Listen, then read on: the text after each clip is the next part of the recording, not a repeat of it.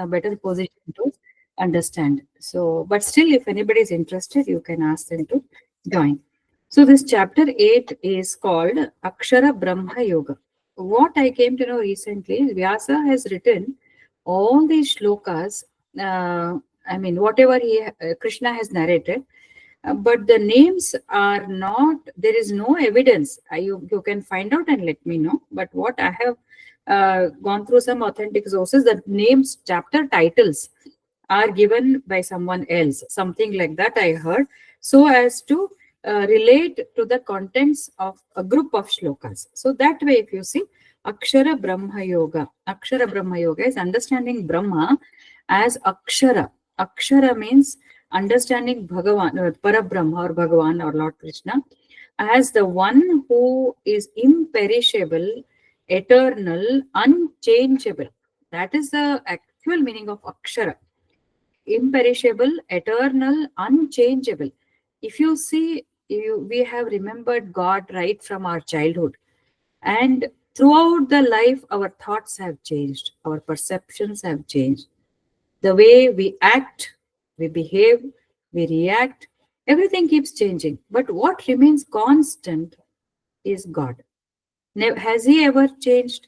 Has our relation with Him? Relation means when we were small, when we were not so educated as we are now, wisdom, I mean to say, we did not have that much connection. But God was the same. The bhakti was the same.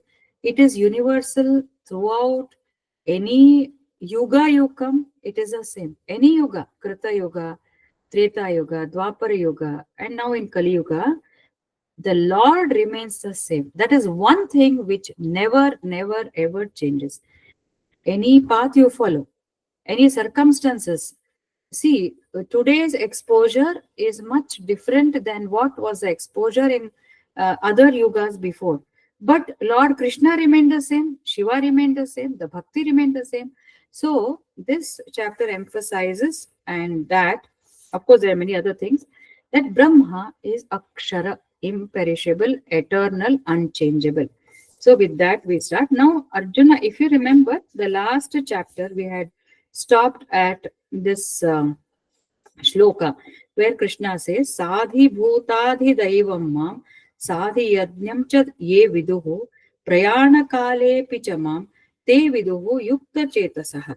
Those who know me along with the Adi Bhuta, Adi Daiva, Adi Yajna, and will continue to, those who know me like that will continue to know me even at the time of death with a steadfast mind. Means Yukta Chetasaha. Yukta Chetasa is mind.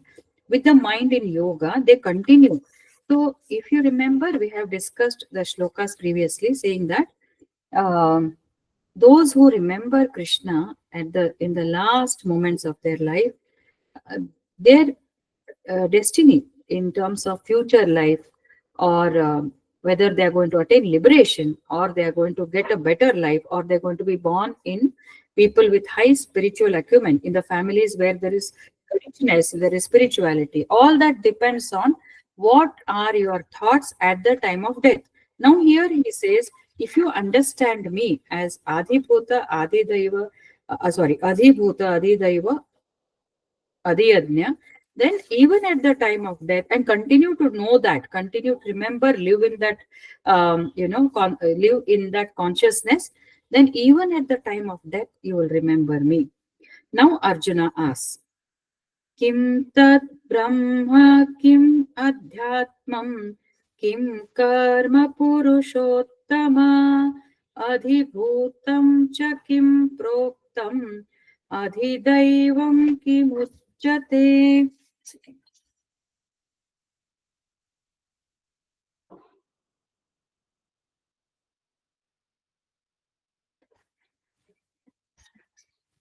Then adhiyajna katham kotra dehesmin madhusudana prayana kale cha katham neyosi niyatatmabhihi. So Arjuna, now when Krishna says, he who knows me as Adhiyajna, Adhibhuta and all that, he says, what is that you're speaking? What is that Brahman? Again he is asking, what is that Brahman? What is Adhyatma? What is Karma? Shh, don't make noise.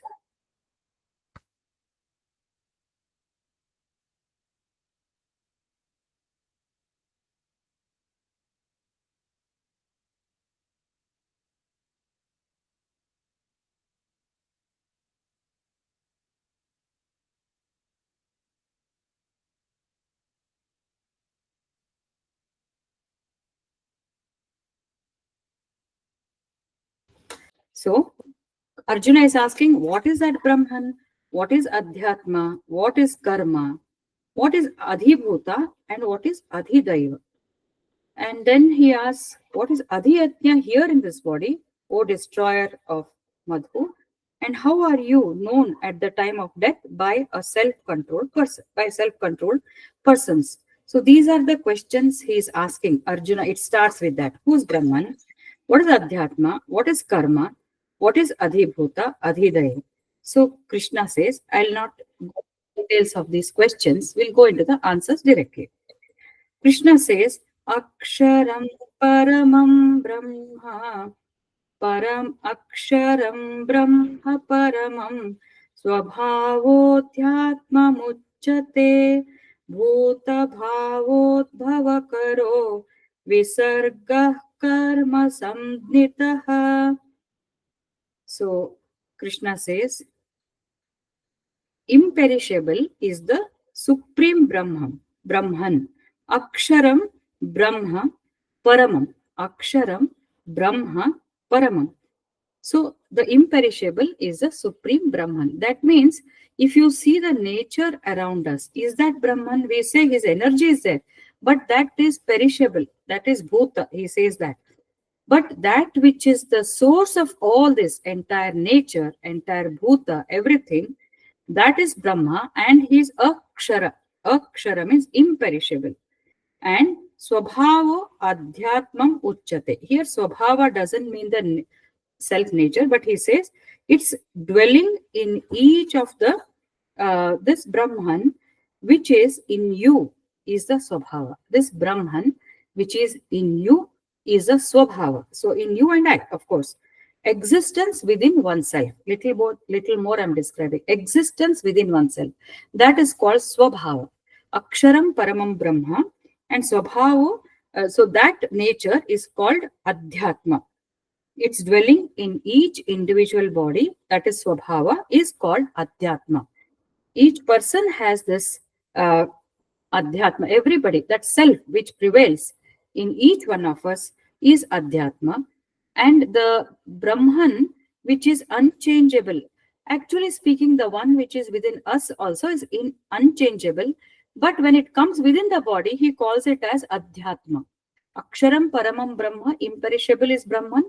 And part of it which is within us, which we have already described, that is Adhyatma. And the offering in sacrifice, which causes genesis and supports beings, is called karma. What is karma? Bhuta bhavodbhavakaro visargaha karma samhitaha. That which results in the genesis and support of being is called karma. Karma is action which supports the genesis as well as the support of beings. Aksharam Brahma Paramam. Swabhavo Adhyatmam Uchyate. Bhuta Bhavotkaro Visargaha Karma Samnitaha. So Swabhava here he means to say Swabhavo Adhyatmam Uchyate. Swabhavo means that which is present in yourself, existence within oneself. That is called as the Adhyatma. And karma is what here karma we have described in the previous chapters in various connections. In this connection, he says, what is karma? Karma is that which is resulting in the genesis and support of bhuta bhavot bhavakaro. Bhavot bhavakaro visargaha. That is karma. Various processes, karma are various processes of producing and changing the things. That's what Swamiji says.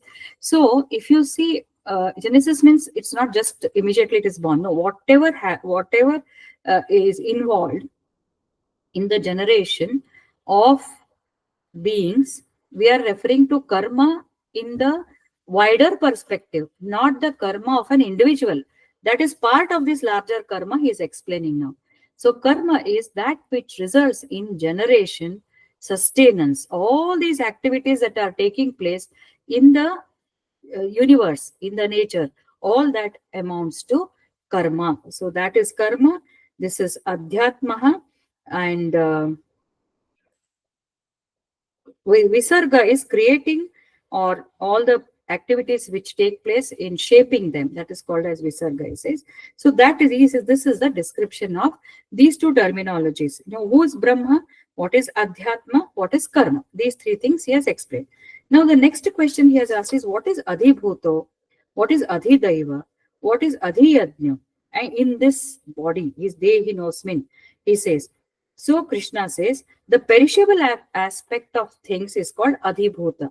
What is perishable? So if you remember, we have discussed that the nature or the prakriti, para prakriti, apara prakriti, or the consciousness and the uh, prakriti, outside nature, everything that includes the human beings, vegetation, jada, and non-living things, living, everything apart from consciousness, whatever has been created, all that amounts to adhibhuta. And the indwelling self is adhidaivata. Actually, there is a different meaning given to this. Adhidaivata is also the governing principle of all the deities, they say, all the deities. And I am also the adhiyajna. So adhibhuta is all the perishable things, and again I am the governing principle. Indwelling self which governs all the deities, that is called as adhidaivata, and I am alone the adhiyajna in this body. Whatever sacrifices are being offered. So the Vedic times there were a lot of kriya karma, sacrifices, homa, yajna and all. Those were the karma. Lot of things used to take place. So he says, I am the person who's governing these yajnas. I would like to put it that today, whatever we are doing, no, whatever activities we do, all this amounts to yajna only. Whatever activities we are doing in day-to-day life, they are all in one or the other way provided. As I said, we offer them as to God, then they become the yajna. If you remember, we had so many yajna: tapo yajna, jnana yajna, dravya yajna. Krishna has described. So yajna can be done in several ways. But whatever it is, I am the principal who is going to receive all this. I am the one who is governing. Adhibhuta is perishable aspect, and again he is the governing principle there. Adhidaiva is all the deities, and adhiyajna is the principle, the governing principle, or or the governance of all the yajnas verily in this body. Okay, deha bhratam vara. That means if you see everything, we can understand he's aksharam, but he is located within the body, monitoring, or I should say governing all the aspects that are taking place, with which we do and which is done outside by the nature. Outside means the creation I'm talking about, creation of the, as I said, the animals, the plants, the human beings, the non-living, sustenance of non-living things, everything. For all that, he's saying, I am the one, and I am imperishable, eternal, unchangeable. Everything else changes except him. Everything else changes except him. He will never ever change. He has been the same. Our mentality is changing. Our bhakti is changing. Our bhakti is asking sometimes with some expectations. Sometimes we go higher. Sometimes we become detached. Sometimes we are over immersed. All that keeps changing. It is bound to change because mind is like that. But he is eternal, and whatever is happening in our mind, in our body is also, of course, it is changing. How I was about 50 years ago and how I am today, definitely there is this itself shows that everything else is changing, and except the same brahma, same atma is in my body, which has never changed. The same God is there everywhere. Our concept of God is same, but we are changing. So Aksharam, Paramam Brahma, Adhibhuta is whatever changes, and what is possessed by plain nature, and its nature is to change only. Nature of Prakriti, nature of everything which is other than consciousness is to change. That is to show that this is changing and that is not changing. It is to give a relative wisdom for us to understand this is relative. Look at him. Consciousness never changes. So turn towards that. This is ever changing. We say no, the only there's some quotation, don't recollect that, but whatever is changing, change is a way of life. Life means it has to change. So don't break your head because it's going to change. If you remember him, he is never going to change. So this concept is given in this shloka. Now he says, अन्तकाले च मामेव स्मरन् मुक्त्वा कलेवरं यः प्रयाति समद्भावं याति नास्त्यत्र संशयः. So now he comes to this point. He who at the time of death, antakale cha mam eva, meditating on me alone, right? Antakale cha mam eva smaran muktva kalevaram, leaving this body. As he is leaving this body, he or she who at the time of death meditates me and then leaves the body, attains my being, and there is no doubt about this. He is giving a very clear picture and simple suggestion. If you want to get rid, why should we attain Krishna? Why should we attain? Why he is saying uh, madbhavam? Yaha prayati sa madbhava. Madbhava means they attain me. Why should we attain him? First of all, we must again reinforce this thought. Attaining Krishna means liberation. Liberation means getting rid of suffering. Getting rid of suffering means what? We understand, we get the wisdom that whatever suffering is happening to this mind and to this body is because of my own doing. It is following the law of karma and it is inevitable.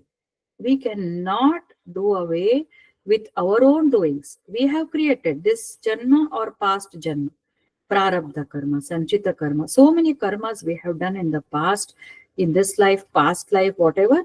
So whatever we are facing now is because of our own karma. Then what next we have to do? We should think about it. Hold his hand, surrender, keep doing good actions, kind actions, being compassionate, and first, above all, devotion to the Lord. That is must and should, and surrender. So, with that, our karma slowly starts reducing, and not he says in previous shlokas, karma actually dissolves. Dissolves means we become so wise that we don't feel the pain of that karma, and with that, we understand this karma is my own doing. It's okay. As long as you are there, I will tolerate. And as we grow ahead in this path, we understand, just like Kunti, how Kunti Stuti, we saw that in Bhagavad Purana. With every problems, with every I mean, what disappointments or situations, we remember him, and more we remember greater and greater challenges we face. This is the law of karma, so that we become stronger.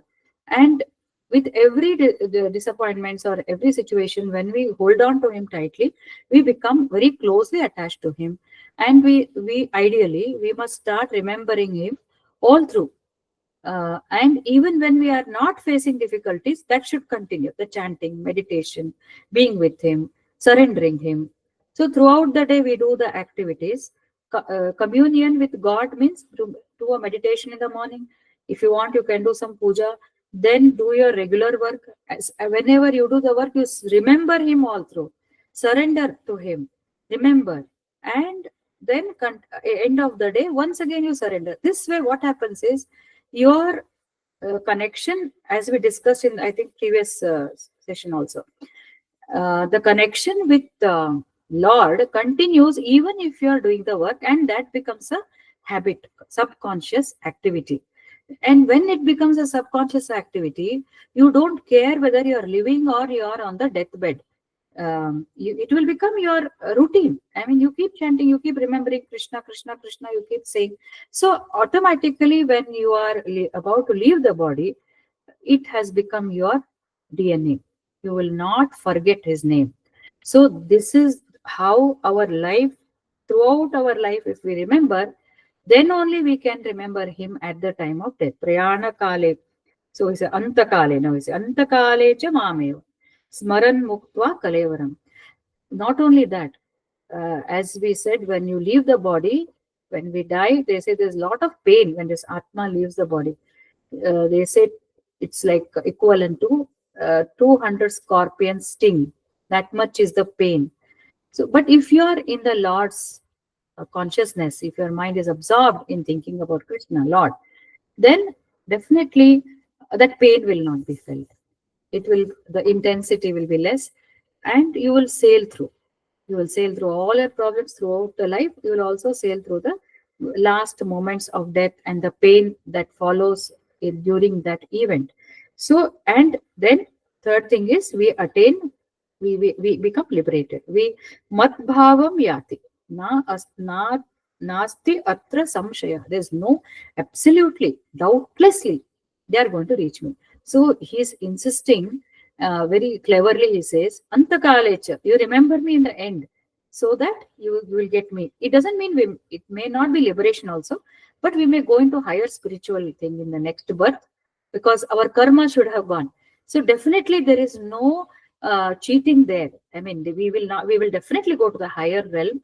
We will go to the higher places. I mean, places means the families which are into spiritual. So it will enhance your spiritual practices, or you may get liberated depending on your baggage of karma. So, but definitely it is going very close to him. Mat bhavam yati na astra. So the antakale. So we must remember very well that what we remember in the end matters. So you know King Bharata. He was one of the kings in our Indian this thing, from Kuru Vamsha only, of course. So he was very, very pious and spiritual, and lot of meditation and all japa he used to do. But what happens is, when he is meditating on the bank of a river, so there is a deer who is pregnant, and as uh, she is there about to deliver, she sees one lion, and she gets so frightened, the mother deer, that she delivers in the water and she dies actually. So this baby deer, I think it's called as fawn. So that is not, it's not capable of managing on its own. So Bharata becomes very compassionate, and he brings that baby home and he takes care. So much he becomes, he is living alone actually, without family. He has come for Vanaprastha ashram, but he gets so much attracted to the deer.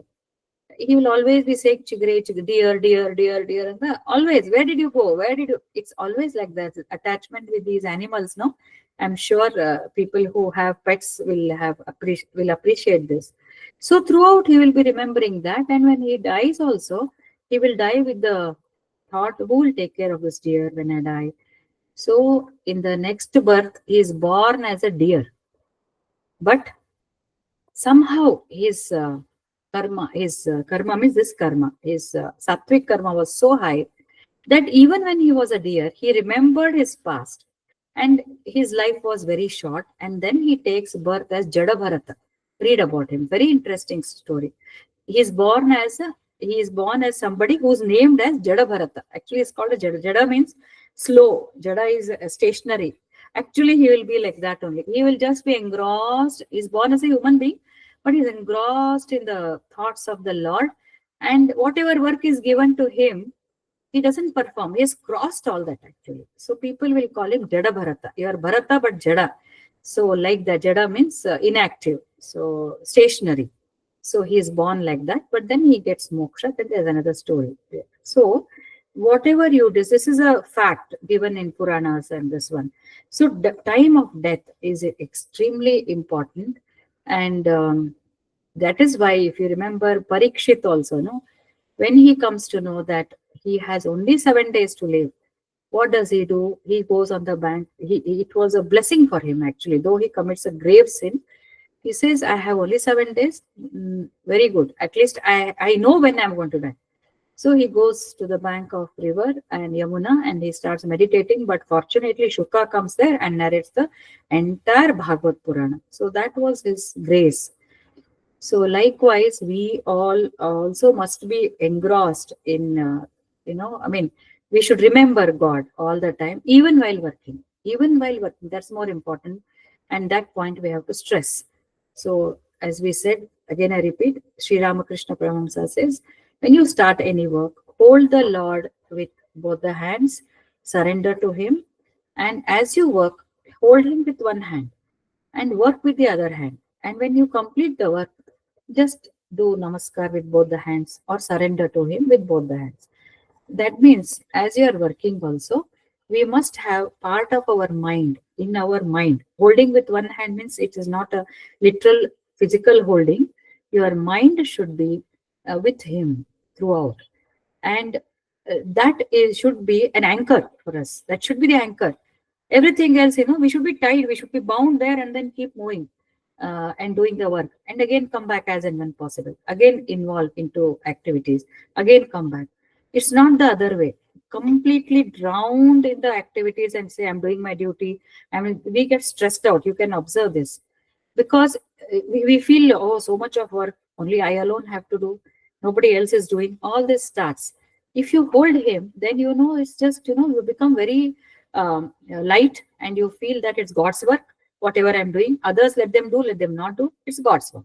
You will not neglect any activity. You will not have preferences, which we said.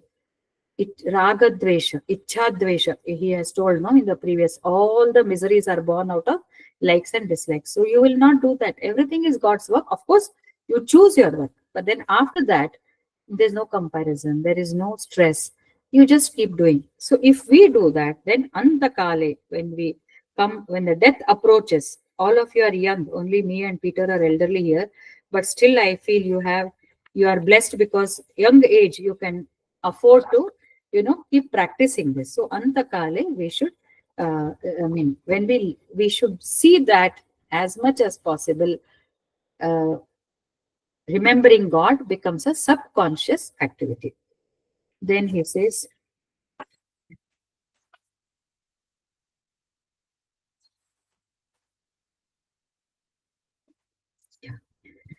yam yam vapi smaran bhavam tyajatyante kalevaram tam tamevaiti kaunteya sada tat bhava bhavitaha. Precisely what example I gave, that applies here.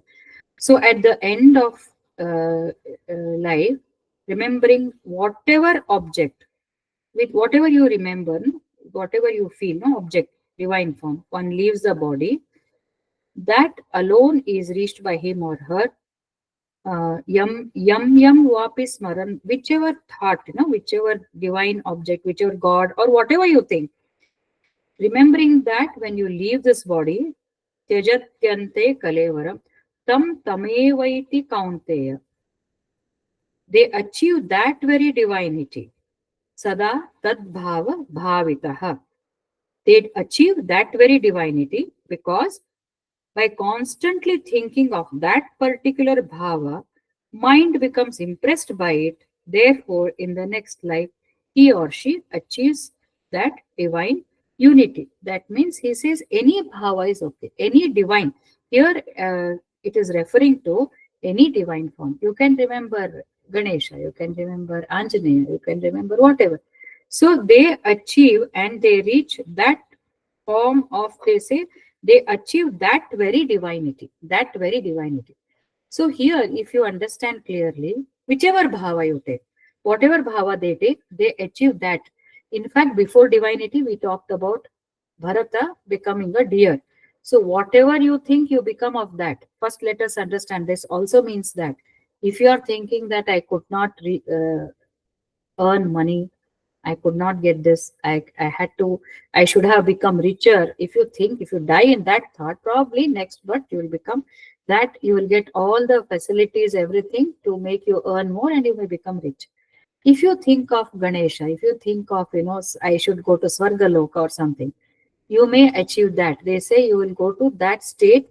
There are that state, that loka, you enjoy there and come, or you may get a birth where everything is like Swarga. That means all the comforts which are there in Swarga. It also means that you may reach a state in your next birth to those lokas or you may enjoy the swargic comforts in this very earth. You take birth, you have mates, you have comforts, you have richness, you don't have any difficulties. No, you have seen some people, they are so happy, they don't have any problems absolutely whatsoever.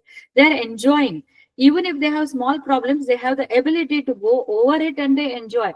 Enjoyment, enjoyment, enjoyment. That much of punya they would have done. That also is there. Or you may also think of that divine state. I will think of some, that's what, as I said, Anjaneya or Narayana or whatever you think, you will achieve that tad bhava bhavitaha. So, whatever it is, basically, rather than thinking of worldly things, better to prepare our minds and orient them towards divinity. The best divinity is Parabrahma, Krishna, Lord Krishna, author of Bhagavad Gita. Keep thinking about him, get that divinity, and understand with wisdom. Then we are going to be going to a higher state of our evolution. तस्मात् सर्वेषु कालेषु माम् अनुस्मरयुध्य च मय्यर्पितमनो बुद्धिः माम् एवैष्यस्य संशयः. Very beautiful. Therefore, sarveshu kaleshu, precisely what we discussed now. Sarve, always, sarveshu kaleshu means at all times, constantly.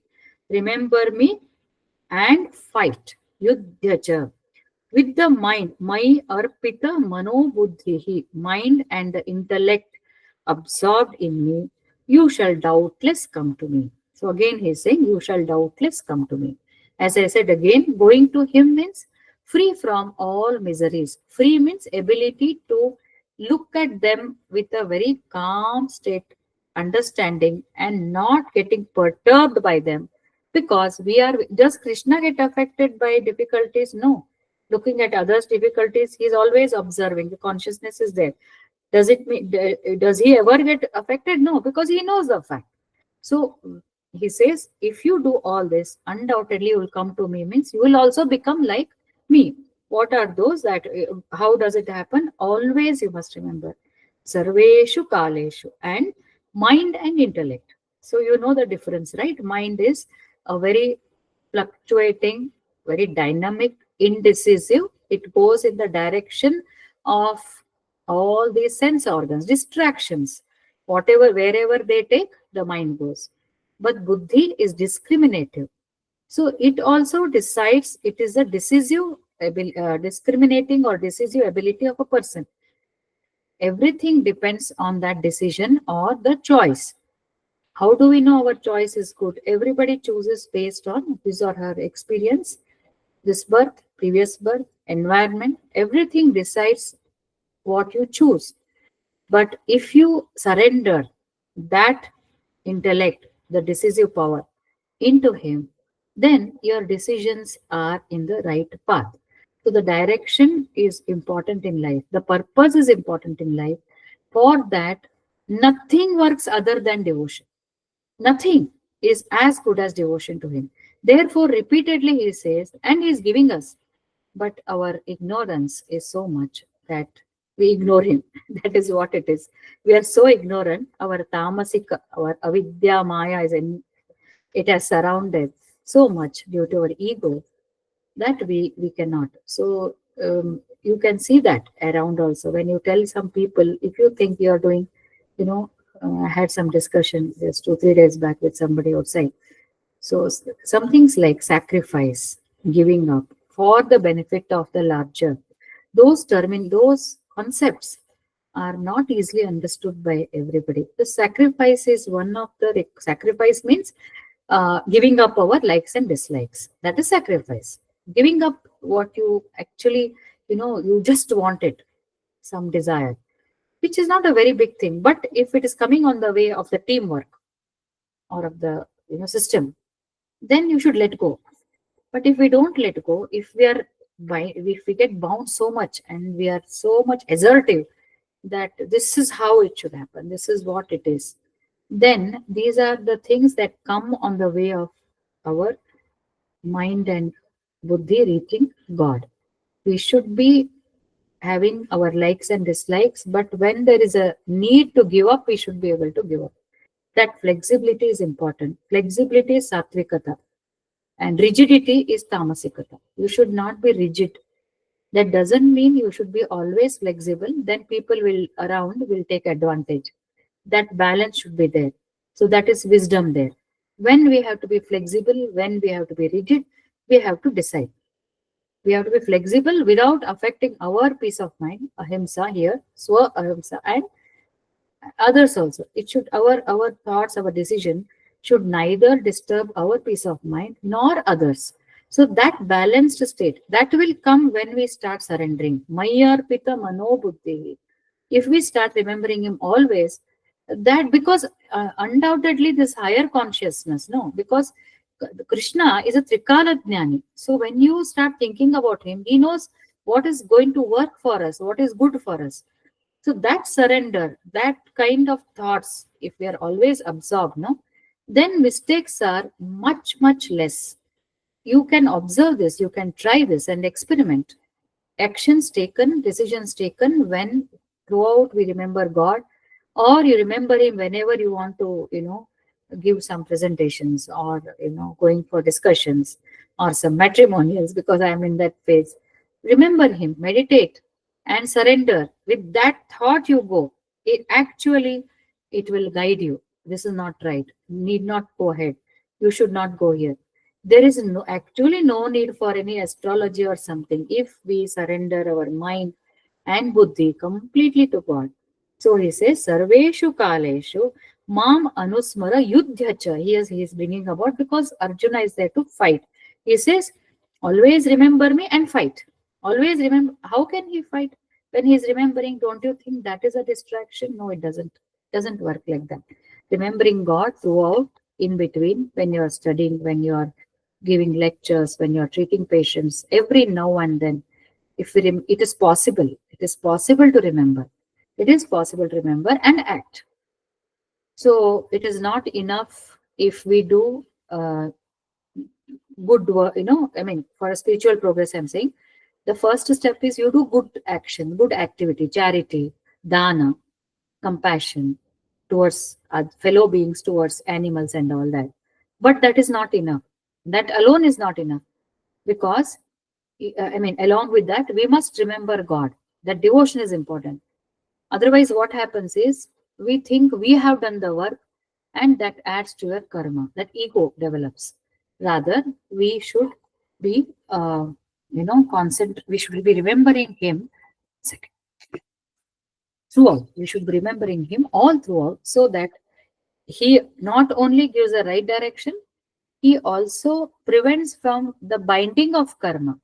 That means you are clear. There is no baggage. If you don't remember, that is a baggage. You may not do, listen to this carefully. You may not do a bad work, but that is the first step. Do good deeds, everything. As we evolve, no, we surrender is important, because otherwise everything becomes I. So that also is Maya. That will also be a hindrance. So that we will surrender. And then remembering God always. No work will affect you. You are always remembering. So that is how we ascend in the path of evolution. So he says, Mai arpita mano buddhi.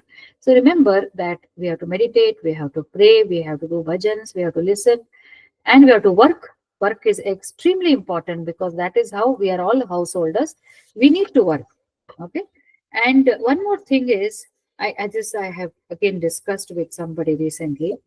So this work, is a very good antidote for anxiety and depression. Work. So he says, Niyatam Kuru Karmatvam. In Karma Yoga, he says, no. Actually, Bhagavad Gita is a wonderful thing, I tell you. See, he has given hands, legs, mind, body. Utilize in any way you want. Any way you want. So keep doing. With hands, you do some charity, take care of the animals, plants, everything, take care of people, sick people, do some nice food and serve with a divine this one. Everything. If you are engaged throughout the day in some or the other work, that itself will get you rid of your some problems which are working in your mind. First. Second is just change the attitude, surrender. still more it becomes more meaning. Your mind becomes so fresh. So he always insists, yuddha, yuddha, means you do your duty, do that. So that doing itself is, relief from all our mental problems and also physical, obviously. And then surrendering will add value to that. It makes it such a sweet dish that we start enjoying that, and no baggage, no. And what I'm saying is, it will relieve you from karma. Karmic binding is relieved only when we surrender, doing good thing, thinking about him, and surrender. That will relieve of karmic binding. So our rebirths and our all those baggage gets reduced. अभ्यासयोगयुक्तेन चेतसा नान्यगामिना परमं पुरुषं दिव्यं याति Partha अनुचिन्तयन्. So, Abhyasa yoga yuktena chetasa nanya Na anya means not going anywhere. With the abhyasa, abhyasa means constant practice. And yuktena, abhyasa yoga yuktena. So with the constant practice of yoga and the mind involved in the, towards nothing else, na anyagamina, steadfast mind, paramam purusham divyam yati partha. So with the mind not moving towards anything else, made steadfast by method of habitual meditation.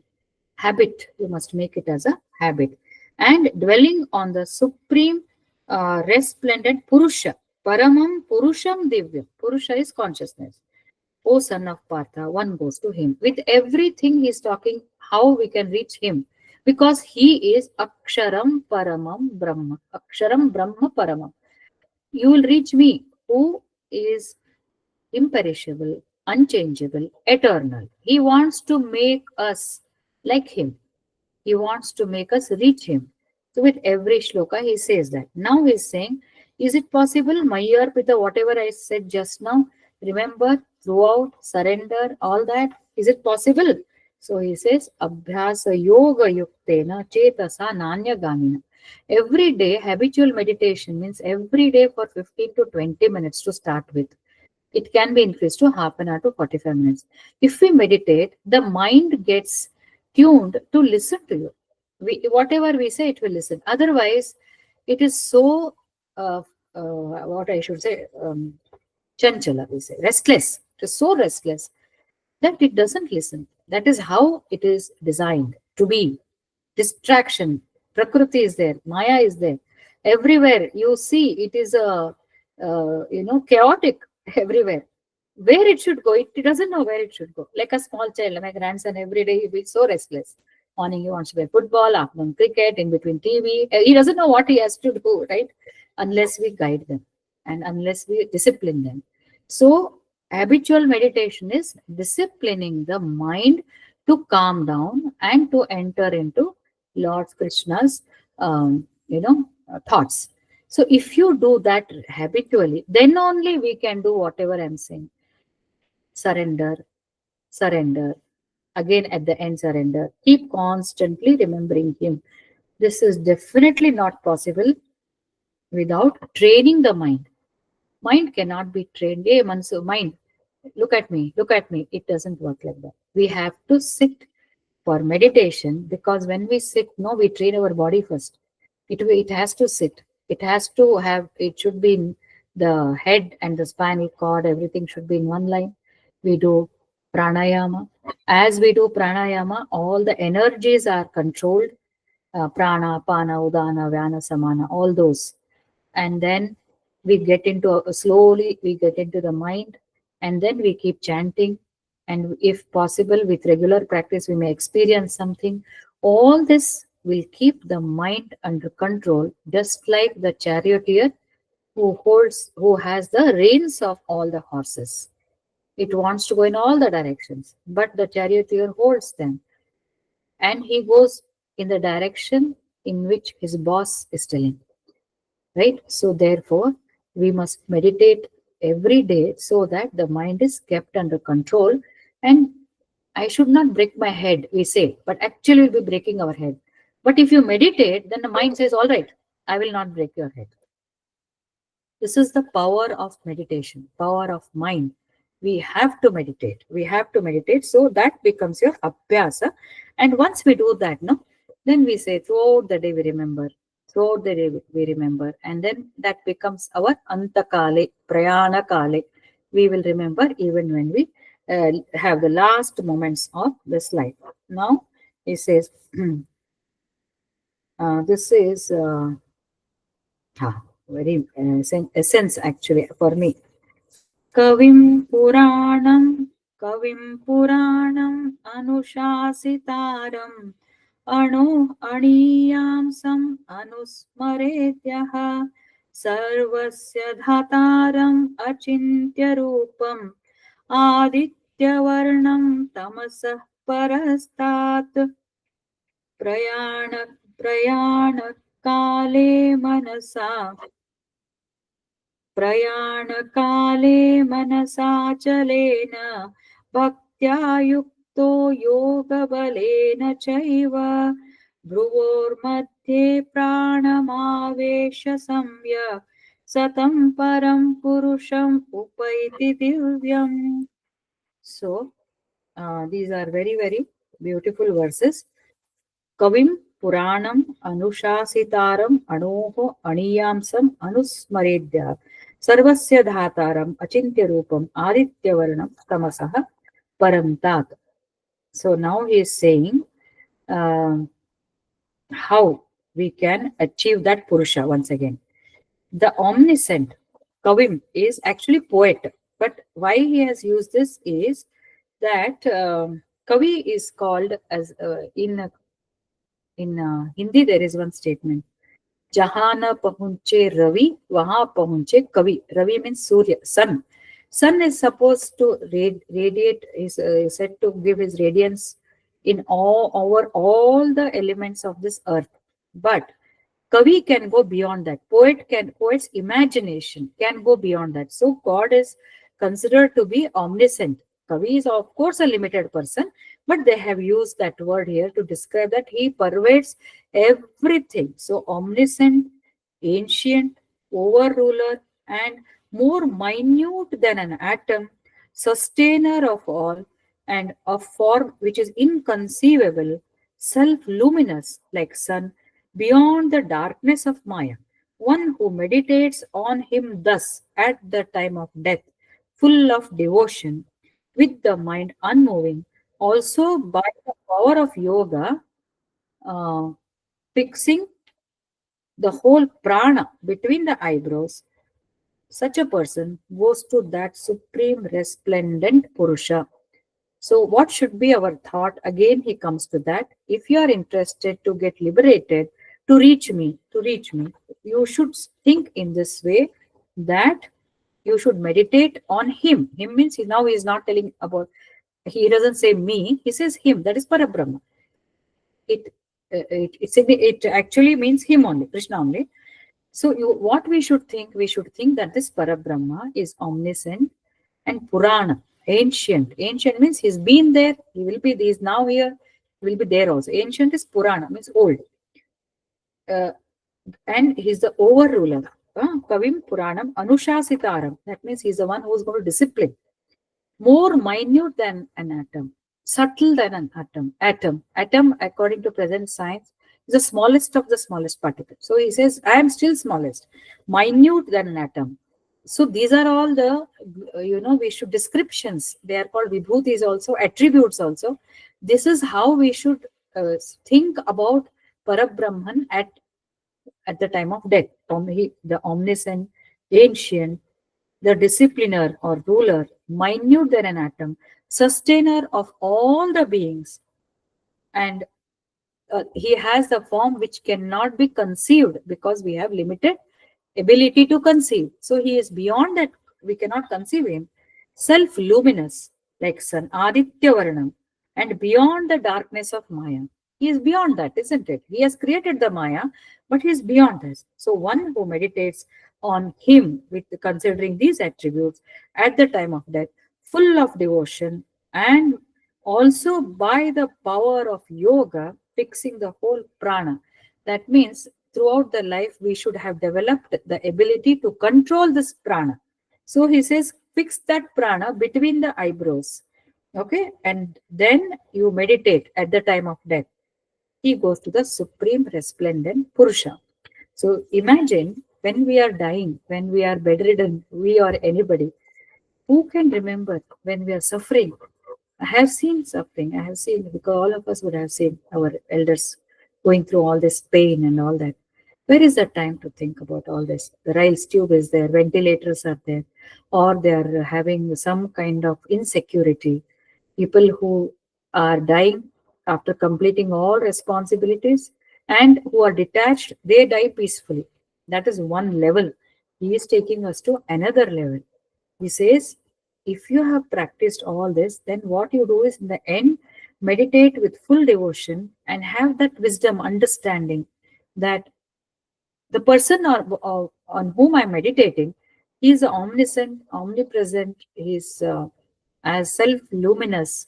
We must start from inconceivable and minute, very, very sukshma. All this comes with practice with our yoga bal.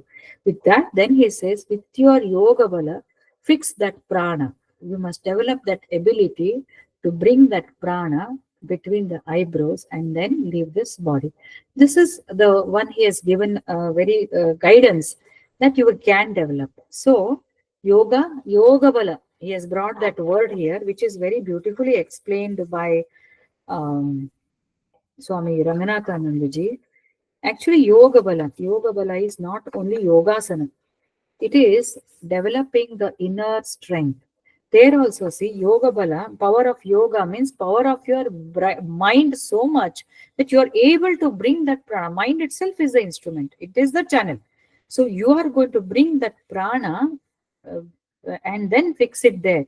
Without practicing all through your life, will it be possible? No, absolutely not possible. So we must learn and we must make our life so disciplined. If we are serious about this, everything has to be practiced and it should be made as a habit. It doesn't come overnight, one step at a time. So yoga bala, he says. So what his in this Ranganathananji's description says that this is nothing but strength, inner strength to face. Uh, First of all, we keep giving mentoring sessions and coaching and what I should say, motivational talks. And I will say, develop that strength. Do not, Vivekananda's statements, we say, you are very powerful. You should roar like a lion. You have that ability. Everything is okay. But the real strength is when you face death. Real strength, that is the biggest fear of human life, isn't it? Biggest fear is fear of death only. If you can overcome the fear of death first of all, then you have overcome all the other fears. Not only that, if you are able to face the death with such a calm mind, and that too in a yoga, that is very difficult. But this journey is not only in this life. We can start in this life, baby steps, and continue in our future lives, so that, as we said, it gets added. This janma, this birth, we go to grade 5, let's say. Next birth, we are taking it from grade 6. Grade 5 we would have cleared, grade 6 onwards. So the beauty of this is evolution, spiritual evolution. If we follow whatever Krishna is saying, is that there is no regression. It's only progression. There is no regression. So any step you take is still worth it. And it will make you more happy, more satisfying, and it will also give you some ability to face the challenges of life. So Swami Ranganathananji says there are three types of balam, strength. One is bahubalam, that is strength of the body, bahubala, physical strength. Second one is buddhi balam. Third level is yoga balam. See, physical strength cannot be overlooked. What happened with our recent Operation Sindoor? That was our uh, bahubalam. We showed the power, but it was accompanied by buddhi balam. Buddhi means strategy. So whenever first thing is we must have physical fitness to give us some strength. You may be powerful in your mind. If your body doesn't cooperate, you are not able to walk 2 kilometers. That is not a good strength at all. So we must concentrate. He has these. I am just adding on to what he has spoken. So educating ourselves, educating our students or our people around, we must develop them in these 3 ways. First is physical fitness. We should not fall sick. What is the use of buddhi, mind, everything, if we keep falling sick? So develop that immunity, resistance, training, exercise, good food, all that should happen. Then comes buddhi bala. Buddhi means buddhi has to be developed. A buddhi, decision making power, is developed when we train it in the positive direction. First, let's leave spiritual. It's positive direction. Bahubalam and buddhi balam. Bahubalam is exercising and working, hard work. Strength also comes with lot of hard work. Power comes to you. People look up to you only when you are working very hard. If you're lazy lump in one corner, you sit throughout the day not working, putting responsibilities on others, you will be most insulted person. They may not express. We all know this, isn't it? So that is physical. Mental is buddhi also. You be alert, be positive, and ignore the petty things. All this will strengthen your mind, buddhi, to take right decisions first. And after that, of course, comes in the yoga balam, where we connect with the Lord and we practice certain yogas which will control our inner energies. To some extent, I have not explored. They talk about this Shambhavi Kriya, Sri Vidya, all these tantric practices, no? They help us in controlling our energies. So, physical strength, uh, intellectual strength, and yogic strength. Yogic strength is inner strength, that is Atma Bala. Yoga Bala is Atma Bala. In our recent, again, I will bring the same example, Operation Sindoor. It is not only the physical strength and the intellectual strength, it was also the yogic strength of our Prime Minister, because he indulges in lot of yogic and spiritual practices which will guide them to take the action in the rightmost. See, look at the way they have handled the situation with least people who were, civilians were least affected. But whoever had to be targeted, they were targeted. And sometimes, like Kurukshetra is a very, very solid example for us. If people have to die, Swami Vivekananda's statement, this is again Atma Bala, Yoga Bala. When a big, great thing has to happen, many heads will roll. That is considered as sacrifice. That doesn't justify death of so many people. But if something great has to happen, many of our soldiers, they sacrifice their life. But there was no, regret for that. These people have voluntarily joined the army. Voluntarily they have done. Here, decision making, if you, whenever decision or living our life, no, whenever you're facing some challenges in life, if you integrate physical strength, mental strength, or intellectual strength, strategy must be there. Strategy must be there. We cannot be dumbos. We cannot be foolish. So your buddhi, oh, I have surrendered to Krishna. Whatever he does, he will do. No, he will not agree. You have to act. Whatever you want to act, you act. Remember him and act. And don't regret. When you remember him and act, whatever comes is his prasad. And then use that third one. That's what. Now remembering him becomes a yogic bala. Atma bala. So hard work, compassion, kindness, and doing our responsibilities correctly. No escapism, no manipulation, with lot of integrity. Integrity is important. All these give, a lot of strength. And here, if we meditate, if we remember him, all these will act together and make us reasonably successful in our day-to-day activity. Like Shankaracharya says, Bahirapi, external affairs. Not only that, it will help us to reach him. Reaching him is not a destination for common man.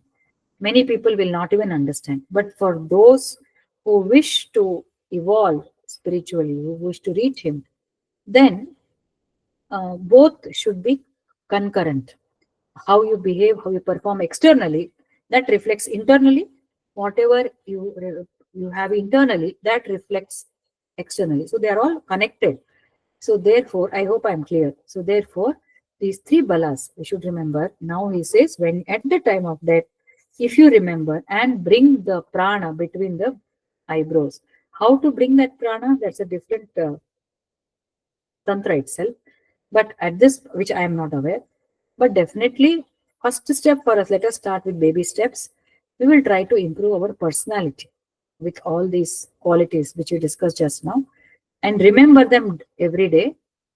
Reduce our anger, reduce our greed, all that we discussed, no? Moha, kama, krodha, lobha, mada, moha, matsara, jealousy, first thing. Jealousy, greed, unwanted desires, unwarranted desires, uncontrolled desires. All those, when we control, when we keep up our good physical, we improve our endurance and mental and physical endurance. One more thing I should add, and work towards meditation. All of them work extremely well, and that is how we are ideally supposed to live, directing our goals towards liberation. So that is the last point for today. And if anything is there, you can. Next 10 shlokas are on meditation. Actually, 5-10 minutes we can meditate in every class.